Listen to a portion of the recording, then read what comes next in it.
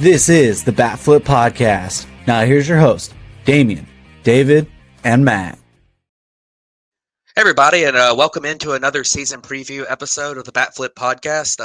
I am Matt. I'm here right now with David, and we're going to talk in this episode about the Pittsburgh Pirates. I think this is going to be a pretty juicy episode. I know David's got some opinions on this team, so I guess we'll get into it. But first, how are you doing, David? Wow. Well, I'm doing worse now. Gosh. Yeah, I'm sorry. Insulting. No, it's I'm good. We're here ready to talk about the Pirates. You know, it's another one of the NL Central teams. You know, we just talked about the Cardinals, but yeah, I think I would have had more negative, juicy things to say about the Cardinals, which is why I refrained myself out of that one. I felt like, you know, I'll let you guys talk a little more objectively about the Cardinals, and I'll come in for the Pirates. I have way less animosity for the Pirates than I would otherwise for an NL Central team. Before we start into it, how are you doing, Matt? I'm pretty good. I am pretty good. We just got done recording the Cardinals episode a minute ago, so that's why I made the little gaffe with calling you Damien, because I was literally just talking to him like 5 minutes ago. But anyways, I guess we can start talking about the Pirates here. This is a team this franchise is very interesting. They have really struggled for they had the little run in the 2013 through 15 area where they had, young Andrew McCutchen, even though they still have Andrew McCutchen. They had, guys like Gregory Polanco and a few pitchers. They had a pitching factory at the time that was like really good at remaking veteran pitchers who had really struggled. Then they brought in Garrett Cole, and they had a pretty good stuff. And then all of a sudden they started rebuilding. They didn't want to re-sign all their guys.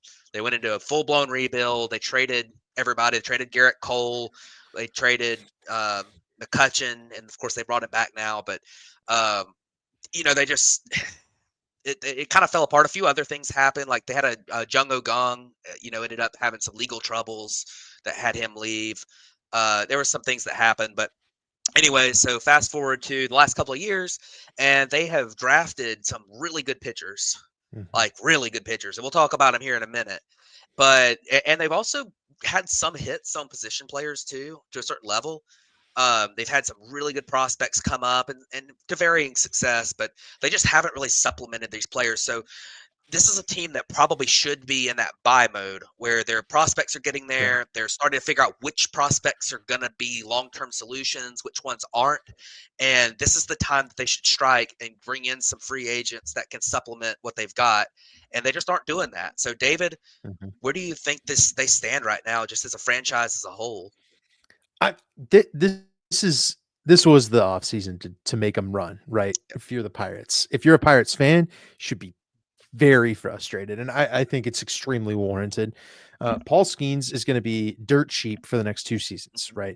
And we're going to talk about Skeens. We're going to talk about Jared Jones in a little bit, but you and I were looking at this pitching staff earlier, and you kind of, it was the first time it clicked for you, like, wow, this pitching staff is going to be pretty good. Like, and we're gonna get into it. This pitching staff is going to be great. It's legitimately one of the best rotations, I think. With if you go in 7-8 deep, it's one of the best rotation groups you have in Major League Baseball in terms of pure talent, in terms of young guys ascending.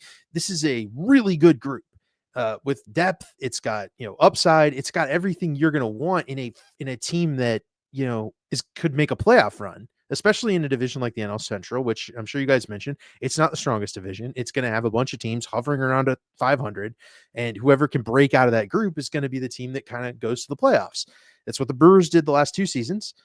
The Pirates could very easily be that team, and they could, I think we probably all have the Cubs as a favorite right now because they made some big moves this offseason. But if the Pirates had signed one bat, if you want to go to the additions thing, if the Pirates signed one big bat, Pete Alonso, Alex Bregman, those guys were on the market forever. A big deal for one of those guys would have transformed this lineup. And I just don't understand why they didn't do this. Yeah, Pete Alonso would have made a lot of sense for this team because he took that short-term deal, and there's not a lot of long-term risk to it. anyways, This is moving a on. team that can Yeah, afford long-term risk too, right? they, Like they you can, can give but a guy like 5-6 years. yeah, Pete Alonso just makes so much sense because they need a first baseman too. We'll talk about Right. that here in a second. But third base they've got Brian Hayes, who's at least a solid player, although he's a little bit challenged offensively. Yeah, well, He's a good player because he's such a good defender. But we'll talk about them here in a minute. But moving on, we'll talk about some of the guys they did add and also the guys they lost. So they did add Tommy Pham. I mean, interesting-ish outfielder. He's had good years. You never know; he might come up and be an above-average hitter this year. We'll see. They added Adam Frazier, guess a platoon guy. He's been okay. He's a bench, more of a bench piece. Andrew Heaney, we'll talk about him in a little bit. That's kind of an interesting ad. I think David really likes that ad. Although, if that's your top free agent you signed, then not the best. Tim Meza was, an okay reliever. And Spencer Horwitz is also an interesting guy. He was pretty good for Toronto last year, and they traded for him in the offseason. So bringing in Spencer Horwitz, hopefully to play first base. We'll see. He had wrist surgery a couple weeks ago, and they're expecting him to miss the very beginning of the year, but be back pretty early in the season. So hopefully he can slot in at first base after the season begins. But David, do any of these additions stick out to you? Oh, Horowitz does. He's at least good, right? He's not a Pete Alonso. He's not a lineup changing bat. But that's a guy who compiled 2 WAR in like half a season last year with Toronto. He can be a good player. He's got some versatility. Could potentially play some second base for you too. Good, it was a trade acquisition where the Pirates were kind of taking advantage of that move with Cleveland and Toronto, effectively making it a 3-team trade, sending some prospects for a guy who's kind of ready at the major league level, but very cheap. I like that move. I like Andrew Heaney on a 1-year deal. If this team does happen to fall out and Heaney is pitching well, you can move him at the deadline. It's a 1-year deal. The rest of this, Caleb Ferguson's a good option, I guess. Lefty reliever in the bullpen. Again, none of this just is not what you need to be doing when you have the team that this the pitching staff that this Pirates group has. I pulled up the free agents this year because I was like, well, who would make some sense, right? If you took Tommy Pham off and inserted Anthony Santander or Jurickson Profar into this lineup, Yep. that is a big change where Tommy Pham just doesn't feel like he's going to be very impactful. They really don't have very many outfield prospects to come up. They do have Termar Johnson. We'll hit on him as we get into the lineups and stuff, but like there's nobody on the horizon in the outfield. There's nobody on the horizon at first base beyond Horwitz, who could be second base if you really you wanted to force it, maybe like a Max Muncy situation for him. But yeah, I feel very disappointed by this page because this is a team. If you have a pitching staff like this, if you have a ace caliber pitcher like Paul Skeens, you have to give him a chance to pitch in the playoffs. You have to. And this Pirates team did not do that. Yeah, I'm with you. So I guess the subtractions here, Aroldis Chapman was pretty decent for them as a reliever last year. He got traded, or he was there the whole year, I believe. He was there the whole year. Yeah, he was fine. Yasmani Grandal was kind of their backup catcher. He's kind of washed at this point, so they're not losing a ton there. Connor Joe, not losing a ton with him. He's kind of at times has been a pretty decent hitter, but he's really a DH. What he is. Yeah, I mean he's really a DH / really poor outfielder, first baseman maybe. Michael A. Taylor's very well documented what he is. Guy that's good defensively, absolutely strikes out a gazillion times a year, just not the best at the plate. Brian De La Cruz was an interesting ad they had later in the season last year, who didn't really pan out for them, although there's some things to like about his StatCast page at times. So I guess moving on to what they do have this year in their position players preview. We just looked at the Cardinals, where just about every player that the Cardinals had was at least had some form of being decent in their lineup. This team doesn't have that. They've got some good players, and they've got a couple players like O'Neill Cruz or Brian Hayes who have a high upside, especially O'Neill Cruz. Like there's a world where O'Neill Cruz comes out, plays center field. He's definitely athletic enough for it. There's a world where he comes out and he turns into Ellie De La Cruz. I mean, he is really, really talented. He's dealt with injuries at times, hasn't broke out. But they have some young guys. I mean, Andy Rodriguez is pretty young. I think they're going to play him at first base to start the year, but he's a catcher. I'm sure him and Bart will split time once Horwitz comes back. We mentioned Horwitz. He's not on our list here since he's injured, but we mentioned him earlier. Brian Hayes is still pretty young.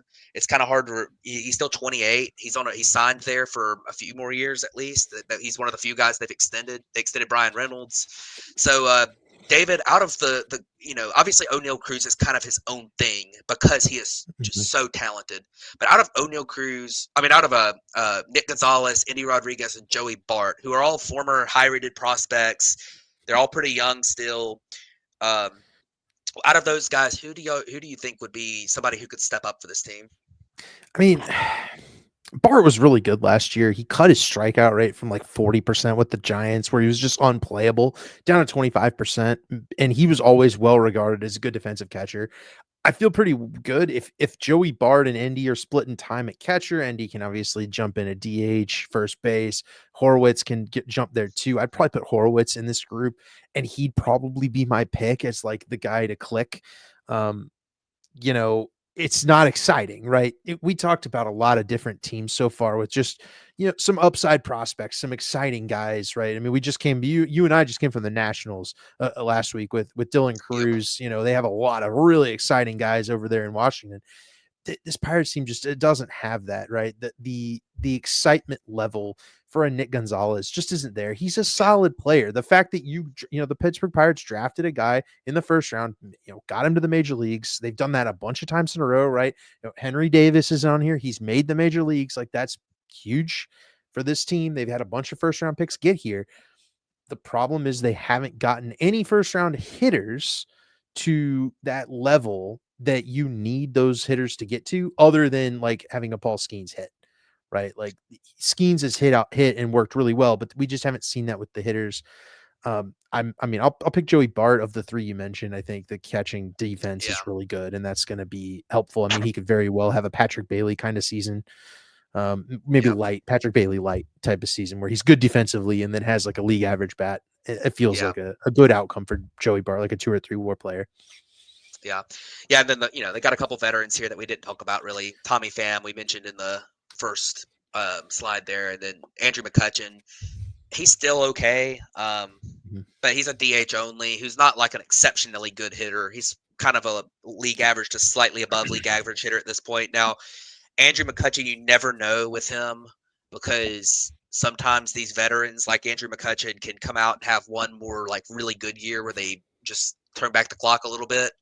We saw it with Albert Pujols when he was 42. Can Andrew McCutchen do that and put him in a little bit better Hall of Fame consideration? Probably not, but you never know. Mm-hmm. So we'll see what happens there. And then IKF will just be probably play more utility than anything else. But he's a solid defender. He's a big leaguer. I mean, we could say that about him. But the bench, nothing real special on the bench. The prospects to know. You mentioned Henry Davis.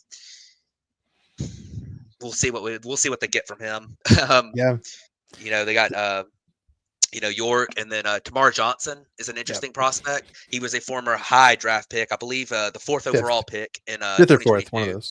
It was 4th, 2022. I really liked him coming out of high school. He hasn't been like incredible so far, but last year he turned it up a little bit. 121 WRC plus. His plate discipline numbers were good. He probably needs to reach that power a little bit more, but a 370 on base percentage for a guy who's pretty athletic, at the moment at least, pretty athletic, is interesting. He's dealt with some injuries too. We'll see how healthy he is. And then we talked about Horowitz a little bit. Somebody who, once he's healthy, could be a pretty impactful player for this team in 2025. So. Moving on, I guess, to the pitching side here, and this is where things get really interesting. Before we move on, real quick, I do want to note, I wanted to check. O'Neal Cruz was positive in outs above average in center field last year in 195 innings. That 3.3, if O'Neal Cruz is able, he was 20-20 last year, 20 homers, 20 steals, and that was with missing some time. If he plays slightly above average defense in center field, I think that 3.3 is going to look kind of low. If he hits the same kind of level that he was last year, maybe takes a slight step up, drops the strikeout rate a little bit. That's kind of the clear stopping point for him is he strikes out too much right now, 31%. But that WAR number could definitely rise pretty heavily. He was 3.5 WAR last year while being one of the worst defensive shortstops in baseball. So the WAR for O'Neal Cruz, I think that's the big kicker here, is that he really could be a superstar in center field. I think that's a really good change for this team, but they're going to need to fill that shortstop hole. And maybe Termarr Johnson's that guy. Who knows?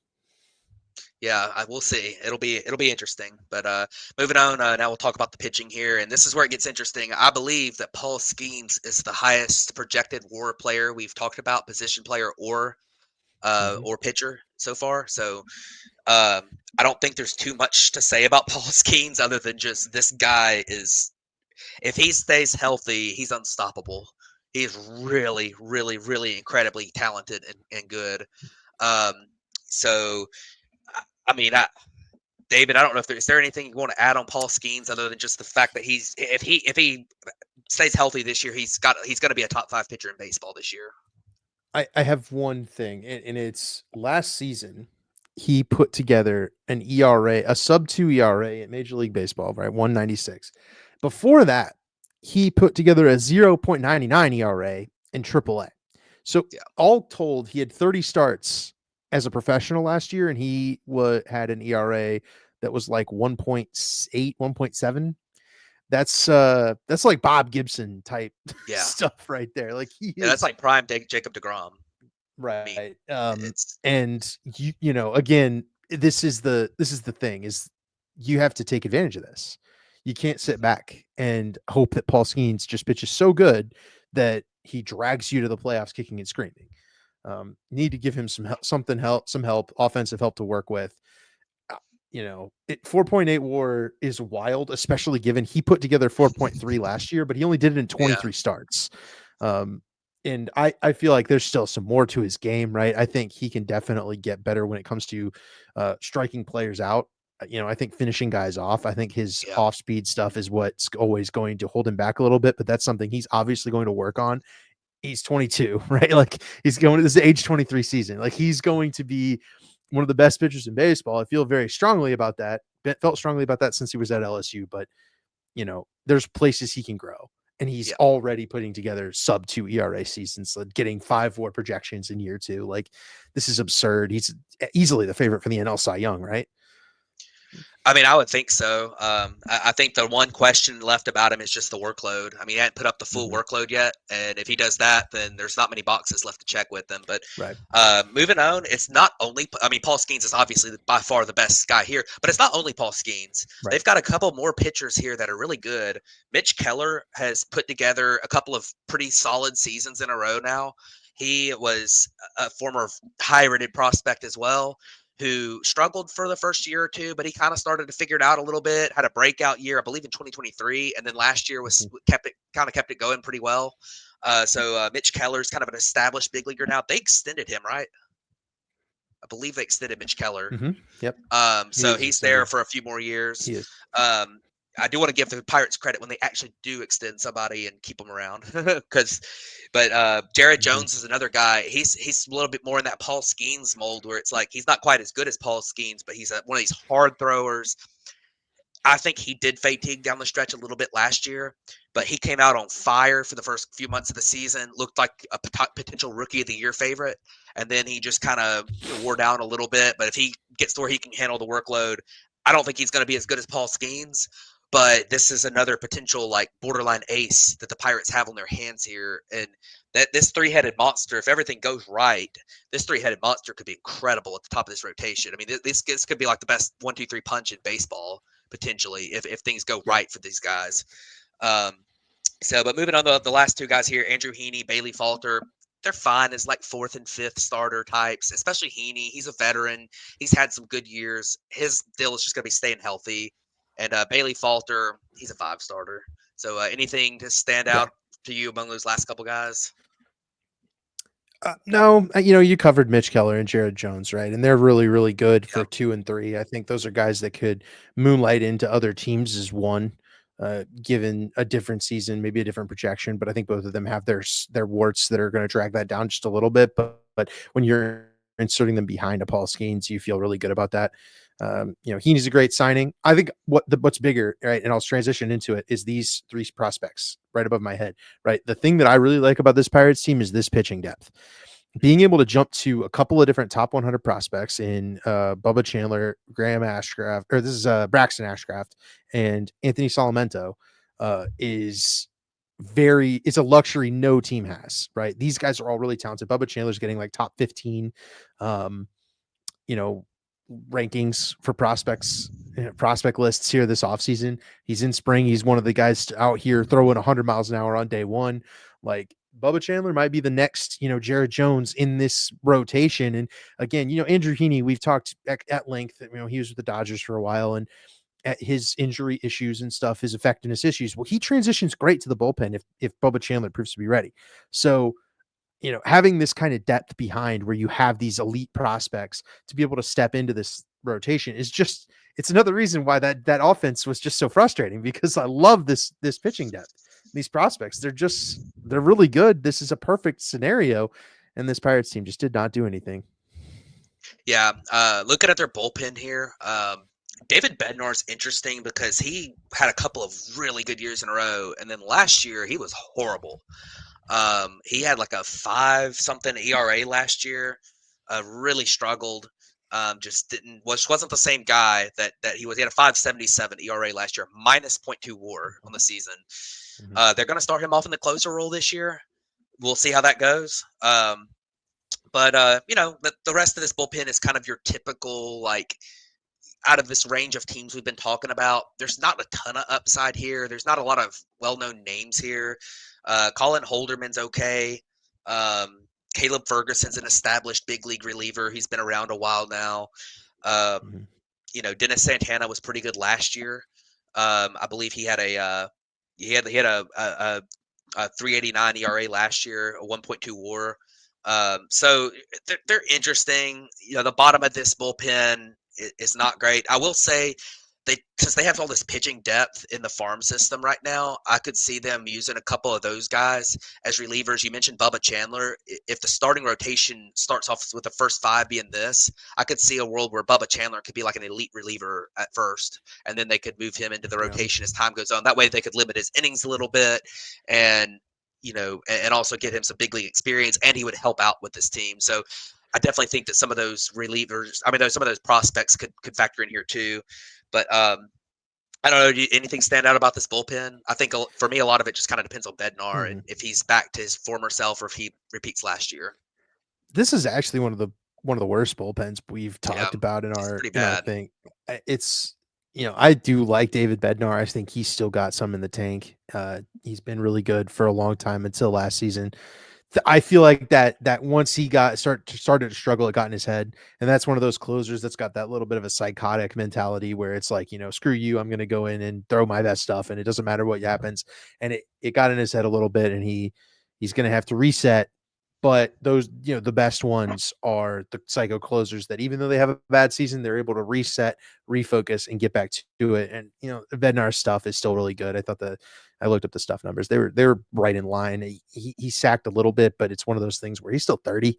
I feel like he's probably, it's probably not an aging thing, but maybe, it's not out of the realm of possibility that a reliever like that, as he starts to age up, just kind of loses the bite that made his stuff so potent in his 20s. And we've seen a lot of guys reinvent themselves in their 30s. Maybe David Bednar's got to go through that developmental change. The rest of these guys just aren't that exciting. And that's another indictment on the Pirates. They didn't spend any money in the bullpen. They didn't spend any money in the starting lineup. This team could be a lot better, right? Insert one really good reliever in there behind Bednar, and it's suddenly a completely different story. But it doesn't have that one good reliever. Their only free agent signing here was Caleb Ferguson, and I guess Tim Meza, but neither of those guys is moving the needle on you. If they cut them tomorrow, I don't think either of us would feel differently about this team. Yeah, for sure. So I guess that's pretty much it for the pitching here. It's a staff that has a lot of upside in the rotation. The bullpen could use some work. But moving on, let's look at their outlook here. 2025 outlook, their over-under win total is the same as the Cardinals, 77.5. So, David, what do you think about that over-under win total? I mean, I'm going to take the under. I don't trust this lineup. I don't trust a lot of these veterans that they have. I do trust Andrew McCutchen. I think Andrew McCutchen will do Andrew McCutchen things. And I do like Brian Reynolds. I didn't really mention it, but I like Brian Reynolds. And obviously this rotation is super good. The rotation's going to win them some games, right? This is not a team that we're talking about like the White Sox, the Marlins, the Rockies. This team's going to win at least 75 games, but I think that's that's kind of their ceiling until they get some more offense. So I'm sticking at 76 wins is my prediction for them, and I feel like they didn't go anywhere. And I think pretty sure they won 76 last year. Let me look. Yeah, they won exactly 76 last year. I think they go exactly nowhere and stay exactly the same spot Yeah. as they were last year.